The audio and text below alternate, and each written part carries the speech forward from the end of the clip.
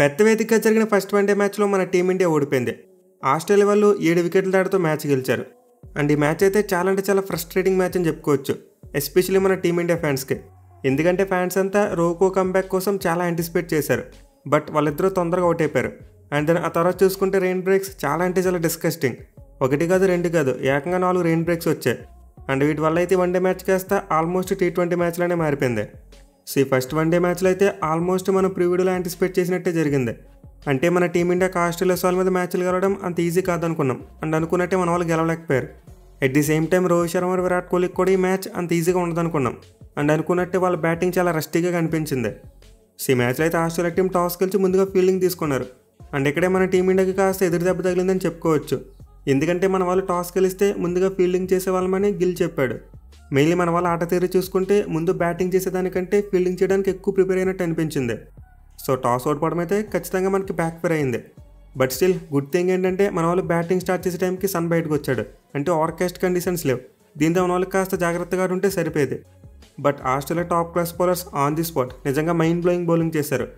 Especially Jos Hazlewood అయితే ఒక bowling మిషన్లో బౌలింగ్ చేశాడు. ఆ proper line and length hit చేస్తే మన బ్యాట్స్మెన్ చాలా ఇబ్బంది పెట్టాడు.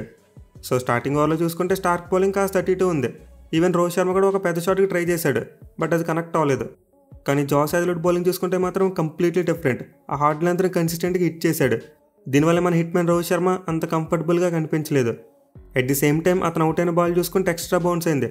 అదే బాల్ మన ఇండియన్ పిచ్చెస్ మీద అయితే ఒక అడుగు కిందకు వచ్చేదని చెప్పి కామెంటరీలో రవిశాస్త్రి కూడా అన్నాడు. సో క్లియర్లీ రోహిత్ శర్మ అయితే ఆ బౌన్స్కి డిసీవ్ అయిపోయాడు. అండ్ దెన్ ఆ తర్వాత విరాట్ కోహ్లీ బ్యాటింగ్లో చూసుకున్న ఆ కంఫర్ట్ అయితే కనిపించలేదు. అతను కూడా రెస్టీగానే బ్యాటింగ్ చేశాడు. మెయిన్లీ మరోసారి అవుట్ సైడ్ ఆఫ్ స్టంప్ బాల్కి ఫాలో అయిపోవడం చూసాం. సో కోహ్లీ అయితే వరుసగా 10వ ఆస్ట్రేలియా వాళ్ళ మీద అవుట్ సైడ్ ఆఫ్ స్టంప్ బాల్కి అవుట్ అయిపోయాడు. మనం బీజేడీలో కూడా చూసాం, 9 సార్లు సేమ్ కైండ్ ఆఫ్ బాల్కి అవుట్ అయిపోయాడు. అండ్ ఇక్కడ కూడా సేమ్ స్టోరీ. బట్ డిఫరెన్స్ ఏంటంటే బ్యాట్కి కాస్త తిక్కేజ్ తగిలింది, అంటే స్లిప్ ఫీల్డర్ చేతిలోకి క్యాచ్ అవ్వకుండా పాయింట్ ఫీల్డర్ చేతిలోకి వెళ్ళింది. సో విరాట్ కోహ్లీ డిస్మిస్లో అయితే కొంతవరకు డిసప్పాయింట్ చేసింది. తన ఓల్డ్ మిస్టేక్ని మళ్ళీ రిపీట్ చేశాడు. పర్టికులర్గా ఈ బ్రేక్ తర్వాత అతను బ్యాటింగ్ స్టాండ్స్ చూసుకుంటే మారిపోయింది. కాస్త ఓపెన్ స్టాండ్స్లో నుంచున్నాడు, అంటే తన ఫ్రంట్ లెగ్ను కాస్త ఎడం వైపు జరిపాడాడు. దీనివల్ల కవర్ డ్రైవ్కు రీచ్ అవ్వలేకపోయాడు. సో కోహ్లీకి అయితే స్టార్క్ మ్యాచ్ చూసుకుంటే చాలా మంచి రికార్డు ఉంది, but out side off stump weakness కారణంగా ఈ మ్యాచ్లో డక్అవుట్ అయిపోయాడు. ఇక తర్వాత మన కొత్త కెప్టెన్ శుభ్మన్ గిల్ చూసుకుంటే స్టార్టింగ్లో చాలా సాలిడ్గా బ్యాటింగ్ చేశాడు, 2 బౌండరీస్ కూడా కొట్టాడు. But all of the sudden ఆ లెగ్ సైడ్ వెళ్తున్న బాల్ని నిక్ చేసి అవుట్ అయిపోయాడు. సో ఇదైతే కొంతవరకు అన్లక్కీ డిస్మిస్ల్ అని చెప్పుకోవాలి, ఎందుకంటే మోస్ట్ ఆఫ్ ది టైమ్స్ ఇలాంటి బాల్స్ బౌండరీకే వెళ్తాయి. సో విధంగా మన టీమిండియాకి అయితే పవర్ఫుల్ రన్స్ రాలేదు, అలాగే వికెట్స్ కూడా పడిపోయాయి. ఇన్ఫ్యాక్ట్ 8.1 ఓవర్స్లో 25 పరుగులు మాత్రమే చేసి 3 వికెట్లు కోల్పోయారు. అది కూడా మన టాప్ ఆర్డర్ బ్యాట్స్మెన్ స్కోర్లు చూసుకుంటే రోహిత్ 8, గిల్ 10 అండ్ కోహ్లీ డక్అవుట్, అంటే మొత్తం కలిపి 18 పరుగులు చేశారు. సో 2019 వరల్డ్ కప్ సెమీఫైనల్ తర్వాత మన టాప్ ఆర్డర్ ఈ రేంజ్లో ఫెయిల్ అవ్వడం ఇదే ఫస్ట్ టైం. అంటే సెమీఫైనల్ మ్యాచ్లో చూసుకుంటే మన టాప్ ఆర్డర్ బ్యాట్స్మెన్ 3 కలిపి 3 పరుగులు చేశారు. అండ్ దెన్ ఆ తర్వాత అప్పటి నుంచి చూసుకుంటే ఇప్పటివరకు వన్డే ఫార్మాట్లో మన టాప్ ఆర్డర్ బ్యాట్స్మెన్ ఈ 18 రన్స్ కంటే ఇప్పుడు కూడా తక్కువ కొట్టలేదు. దాదాపు 6 ఏళ్ల తర్వాత మన టీమిండియా టాప్ ఆర్డర్ బ్యాట్స్మెన్ ఒక వన్డే మ్యాచ్లో అతి చిన్న స్కోర్ను కొట్టారు. అయితే గిల్ అవుట్ అయిపోయిన తర్వాత మన వాళ్ళ బ్యాటింగ్ ఆర్డర్ అయితే మార్చారు. నార్మల్గా అయితే కేఎల్ రాహుల్ నెంబర్ 5లో పంపాలి, బట్ ఈ మ్యాచ్లో అక్షర్ పటేల్ నెంబర్ 5లో పంపారు. అండ్ ఆబ్వియస్లీ ఇదైతే లెఫ్ట్ రైట్ కాంబినేషన్ కోసమే. సో విషయంలో అయితే మన టీం మేనేజ్మెంట్ని పెద్దగా నిందించిన అవసరం లేదు, ఎందుకంటే టైంలో లెఫ్ట్ రైట్ కాంబినేషన్ ఉంటే బెటర్ అనిపించింది. ఇన్ఫ్యాక్ట్ మెల్లగా అయ్యర్ మరి అక్షర్ పటేల్ మధ్య ఒక 20 రన్స్ పార్ట్నర్షిప్ కూడా వచ్చింది. బట్ ఆ రెయిన్ బ్రేక్స్ ఎప్పుడైతే రావడం మొదలు పెట్టావో చాలా ఇరిటేటింగ్ అనిపించాయి. మెయిల్ ఇంటరప్షన్స్ వల్ల మన టీమిండియా బ్యాట్స్మెన్ ఫోకస్డ్గా బ్యాటింగ్ చేయలేకపోయారు. అండ్ ఈ రెయిన్ బ్రేక్స్ మధ్యలోనే మన వాళ్ళు శ్రేయస్ అయ్యర్ వికెట్ని కూడా కోల్పోవడం చూసాం. అతను కూడా సేమ్ శుభ్మన్ గిల్లోనే లెగ్ సైడ్ వైపు వెళ్తున్న బాల్ని టికిల్ చేసి అవుట్ అయిపోయాడు. సో ఇది కూడా కొంతవరకు అన్లక్కీ డిస్మిస్లే. మెయిల్ ఈ బాల్ అనుకున్న దానికంటే ఎక్కువ బౌన్స్ అయింది, అందువల్ల శ్రేయస్ అయ్యర్ గ్లౌకి తగిలి వెళ్ళింది. అదే మన ఇండియన్ పిచ్చెస్ మీద చూసుకుంటే ఆ బాల్ అసలు గ్లౌ హైట్ కూడా రాకపోతున్నాం. సో ఆస్ట్రేలియన్ పేస్ బౌలర్స్ తమ హైట్ని బాగా యూజ్ చేసుకుని మంచి బౌన్స్ని అయితే రాబట్టారు.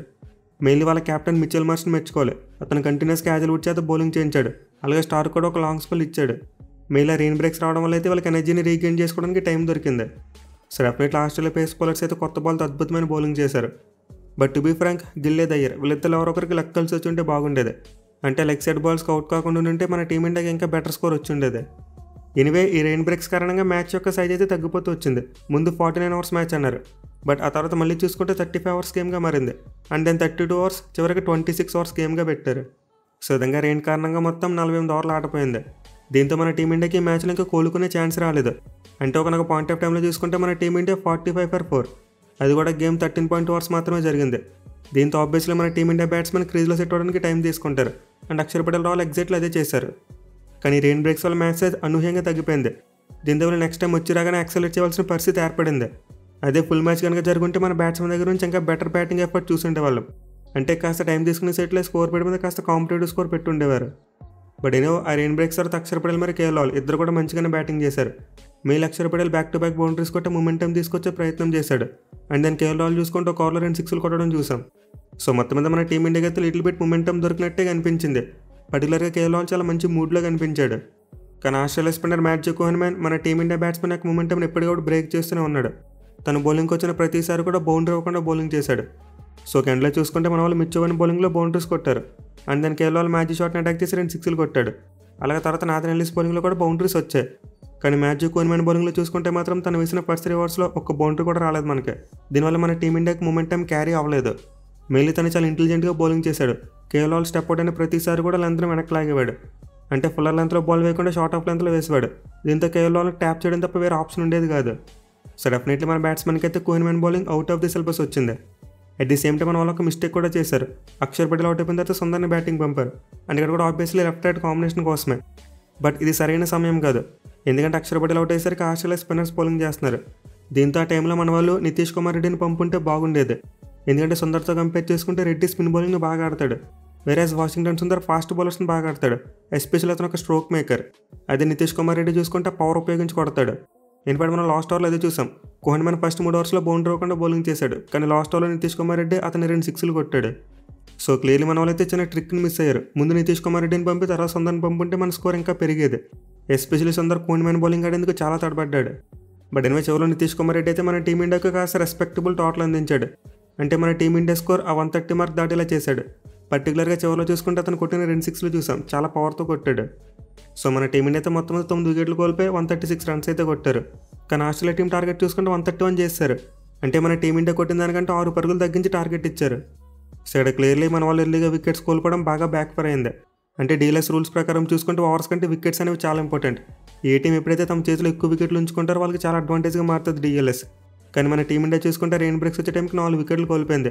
దీనివల్ల డిఎల్ఎస్ మనకి ఎగనెస్ట్గా మారింది. అదే రెయిన్ బ్రేక్స్ వచ్చేసరికి మన వాళ్ళ స్కోర్ 45/2గా ఉంటే ఆస్ట్రేలియా టార్గెట్ ఇంకా పెద్దగా ఉండేది. అంటే ఒక 155 లేదా 160 వరకు కూడా ఉండే ఛాన్స్ ఉండేది. సో రెయిన్ రాకుండా మొత్తం గేమ్ జరుగుంటే మన వాళ్ళు ఏదో రికవర్ అయ్యి ఎంతో కొంత కొట్టుండేవారు. బట్ రెయిన్ రావడం వల్ల మన వాళ్ళకి తర్వాత రికవర్ అవడానికి టైమే దొరకలేదు, యాక్సలేట్ చేయవలసి వచ్చింది. ఇక మన వాళ్ళ బౌలింగ్ గురించి అయితే నాకు ముందుగానే పెద్దగా అంచనాలు లేవు. అంటే మన వాళ్ళ స్కోర్ చూసి అర్థమైపోయింది ఈ మ్యాచ్లో గెలవడం కష్టమని చెప్పి. ఎందుకంటే 26 ఓవర్స్కి 131 టార్గెట్ అంత పెద్ద విషయమేమీ కాదు. ఈవెన్ 20 ఓవర్స్కైనా సరే ఆస్ట్రేలియా టీం కొట్టేసి ఉండేది. ఎందుకంటే ఆస్ట్రేలియా వాళ్ళకి తమ హోమ్ గ్రౌండ్స్లో ఎలా ఆడాలో బాగా తెలుసు. మెయిన్లీ హోమ్ గ్రౌండ్ అడ్వాంటేజ్ని వాళ్ళు బాగా యూజ్ చేసుకున్నారు. వాళ్ళ బౌలింగ్లోనే క్లియర్గా తెలిసిపోయింది. ఈ మ్యాచ్ ఆడిన గ్రౌండ్ చూసుకుంటే ఓవల్ షేప్లో ఉంది. అంటే స్క్వేర్ ఆఫ్ ది బౌండరీస్ చాలా పెద్దగా ఉన్నాయి. దీంతో ఆస్ట్రేలియా బౌలర్స్ తెలుగు ఏం చేశారో హార్డ్ లెంత్ని బాగా హిట్ చేశారు. అంటే బ్యాక్ ఆఫ్ లెంత్ని బాగా హిట్ చేశారు. దీనివల్ల మన టీమిండియా బ్యాట్స్మెన్కి డౌన్ ది గ్రౌండ్ ఆడేందుకు ఎక్కువ ఛాన్స్ రాలేదు. వేరేస్ మన టీమిండియా బౌలర్స్ దగ్గర నుంచి చూసుకుంటే ఇలాంటి ప్లాన్ ఇనిషియల్గా కనిపించలేదు. మేలీ సిరాజ్ ఫస్ట్ ఓవర్లో ఫుల్ లెంత్ బాల్స్ వేయడం చూసాం. అండ్ హర్షదీప్ సింగ్ చూసుకుంటే చాలా మంచి ఓవర్ వేశాడు, బాల్ని గట్టిగా స్వింగ్ చేశాడు. ఇన్ఫాక్ట్ ట్రావిస్ హెడ్ వికెట్ కూడా తీసుకున్నాడు. అండ్ దాన్ని ఫాలోఅప్ చేస్తూ సిరాజ్ కూడా ఒక మీడియం ఓవర్ వేశాడు. బట్ ఆ తర్వాత చూసుకుంటే మాత్రం మన వాళ్ళు కన్సిస్టెన్సీ మెయింటైన్ చేయలేకపోయారు. At the same time ball swing కూడా తగ్గిపోయింది. అలాగే ఆస్ట్రేలియా బ్యాట్స్మెన్ మరింత అగ్రెసివ్గా ఆడడానికి ట్రై చేశారు.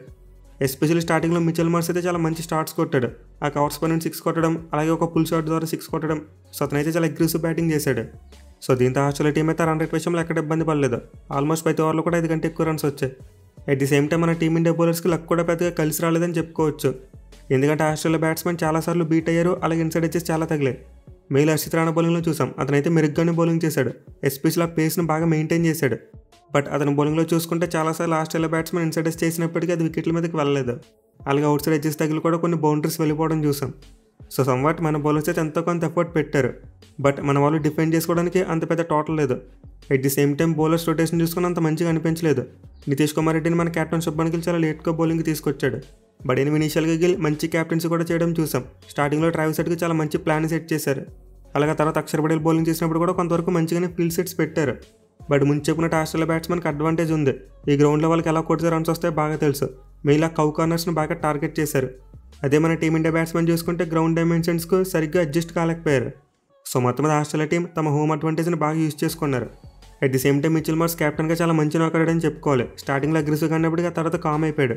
మెయిన్లీ జాస్ ఫిలిప్ ఎప్పుడైతే అగ్రెసివ్గా ఆడడం స్టార్ట్ చేశాడో మార్ష్ ఇంకా డిసైడ్ అయిపోయాడు ఒక ఎంట్లో ఉండిపోవాలని చెప్పి. ఇన్ఫాక్ట్ ఆస్ట్రేలియా మిడిల్ ఆర్డర్ బ్యాట్స్మెన్కి ఎక్కువ ఎక్స్పీరియన్స్ లేదు. దీనివల్ల మార్క్స్ చివరి వరకు ఉండాలని రెస్పాన్సిబిలిటీని తీసుకున్నాడు. అండ్ అతనికి సపోర్ట్ చేస్తూ జాస్ ఫిలిపి మరి మెట్ రన్షా ఇద్దరు కూడా చాలా మంచిగా బ్యాటింగ్ చేశారు. సో ఓవరాల్గా చూసుకుంటే ఈ మ్యాచ్లో మన టీమిండియాకి ఎక్కువ లక్ కలిసి రాలేదు. At the same time top order failure కూడా ఒక పెద్ద రీజన్గా చెప్పుకోవచ్చు ఓటమికి. అలాగే టాస్ కూడా ఓడిపోవడం మనకు అంతలా కలిసి రాలేదు. సో ఈ మ్యాచ్లో మన టీమిండియాకి ఏదైనా పాజిటివ్ ఉందంటే ఫీల్డింగ్ మంచిగా చేశారు.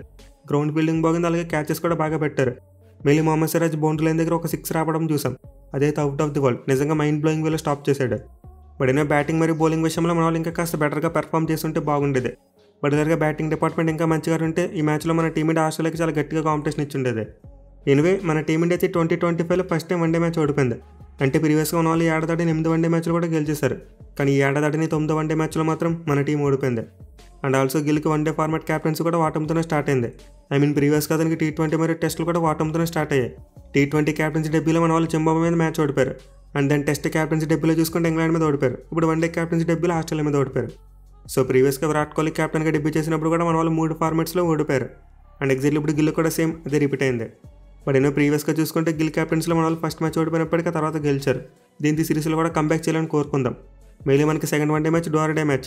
ఆ మ్యాచ్లో గెలిస్తే సిరీస్లో ఎలాగో ఉంటారు, లేకపోతే సిరీస్ కోల్పోతారు. సో చూడాలి మరి సెకండ్ వన్డే మ్యాచ్లో మన టీమిండియా కంబ్యాక్ చేస్తుందా లేదనేది.